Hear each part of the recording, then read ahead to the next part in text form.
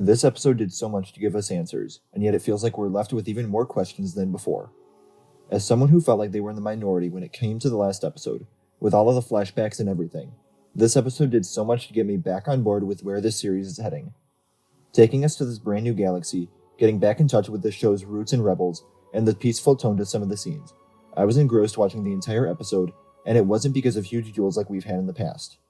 There was actually quite a minimal amount of action in this episode, but after how heavy last week's episode was, it was a refreshing change of pace. Going more in depth into the episode, it opens up with our only look at Ahsoka and Huyang. They're stuck waiting in the Purgil's mouth as they travel through hyperspace, which has a bit more color to it due to it being intergalactic travel. There's a nice moment where Ahsoka worries about the fact that Sabine went with the enemy willingly, but it still feels like the same Ahsoka despite everything we saw her go through last episode. Hopefully there will be some more apparent character development with her, because honestly right now I'm more interested in the series because of the Rebels characters and the continuation of that story, rather than Ahsoka and seeing where her character goes, despite her being one of my favorite characters of all time.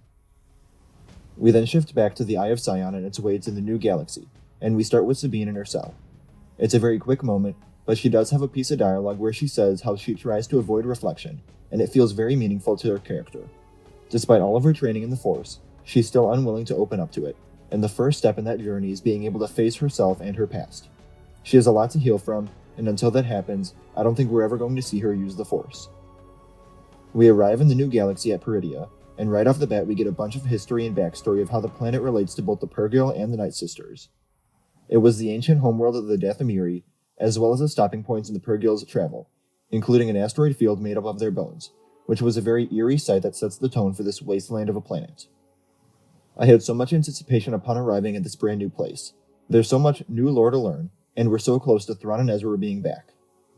As we descend upon Peridea, there are some ruins and statues that reminded me a lot of Arcana from the first episode, which would make sense since they're both ancient Night Sister locations, although it would be interesting to know who or what they are of. I really liked how this episode, and the series as a whole, has scattered Night Sister lore throughout the story without ever making it the heavy focus. Knowing that it's just sprinkled in on top of the existing story makes it feel all that more special. And then we're introduced to the Great Mothers, which is the first time we've seen real Night Sisters in live action. And honestly, I was so caught off guard by their inclusion that I never really had any reaction to how they looked. I didn't have any expectation for them to be in the series, so I kind of just accepted what I got. And they may have turned out to be one of my favorite surprises in the episode. I may talk more about this in a later video, I may not, but I feel like they are definitely a take on the three fates from Greek mythology, where they're even talking about destiny and spinning the thread of fate. They add an interesting new aspect to the story, and I don't want to get too ahead of myself, but it seems like Thrawn has relied on them a lot to survive. I'm glad they're all new characters, and I'm really interested to see what happens with them when they seemingly return to the known galaxy with Thrawn. The Night Sisters' inclusion also explains away how Elsbeth came to work for Thrawn, since he had disappeared long before we could assume that she began working towards bringing him back.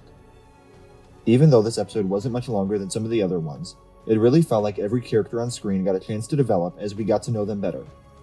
We got a lot of time to learn about Baylan, and although most of it was on-the-nose dialogue, I never found myself bothered by it. We can tell throughout the episode that he is confused and conflicted over his goals. He wants whatever power comes from this former Great Witch Kingdom, and he seems to believe that it was a power greater than Thrawn, greater than the fleeting reign of the Empire or the Jedi. I'm very interested to see how far he makes it, and if we ever learn what this power is. If it's something we're familiar with, like him trying to gain access to the world between worlds, or if it's something brand new. I got the feeling a lot in this episode that his honor and loyalty are going to be tested at some point, and especially with him being sent off to follow Sabine while the others ready the ship to leave, I wouldn't be surprised if it gets to the point where Baylan has to work with Sabine against Thrawn and Elsbeth. We saw that Thrawn has no loyalty towards them whatsoever, and Shin and Sabine having to team up would be a nice conclusion to their intertwined character arcs. We also learned a bit about Shin in this episode, including how she was not raised at the temple and was instead trained by Baylan after the fall of the Order, giving us a better understanding of when the two first met each other. After the action-heavy episode last week that established mainly Baylan's power as a warrior, I really enjoyed how this one slowed it down and got me to care more about the character as he reflected upon his past with the Jedi. I've jumped around a bit, but going back to earlier in the episode, there's another misdirect with Sabine using the Force as the Chimera arrives, and I feel like eventually she's going to be able to do it after some huge character development near the end of the show. The Chimera arrives on screen, with a perfect underbelly design and worn feel to it, and with it comes Thrawn. There were some weird parts to the character design, the clothing looked baggy, the skin looked lighter, all victims of the translation to live action. But having Lars Mikkelsen return to play the character, and with it give him the same voice from animation, did so much to ease the transition in my mind. It's still the same chilling voice, and it's part of the reason why he makes such a great villain. I also loved just how massive the scale of the Chimera was when it first appears on screen, and then the build-up to Thrawn's reveal. As a viewer, I could feel the power and respect that he demands as a character. We also see his army of night troopers, led by Enoch, all of which I believe are new, but they intrigued me from the moment I saw them for the first time. And for side villains that will probably get killed off in the least dramatic way possible, I already care about them so much as characters. We learn that Thrawn does not know where Ezra is, so they must have split sometime after they arrived, which hopefully we'll get to learn exactly why and what has happened since the enemies first arrived on the planet. And Sabine's journey allows us to flesh out this brand new planet while also leading Thrawn to Ezra to take care of him. The more time we spent on Peridia, it seemed like the more questions I had, but it was such a good time exploring it through Sabine's eyes as we come across all of these unknown places and new creatures. It felt very fun and lighthearted, and it added a new feeling to the series that we haven't had in a while, as well as a lot of new lore. I don't know if the wolf-like creatures were ever named, but of course Filoni has to take his opportunity to get his wolves in there. They're a terrifying, ugly creature, but as we spend more time with them, we learn it's basically just a big dog, and now I don't want anything to happen to this thing. We also come across the Noti, another unique-looking species that can best be compared to turtles.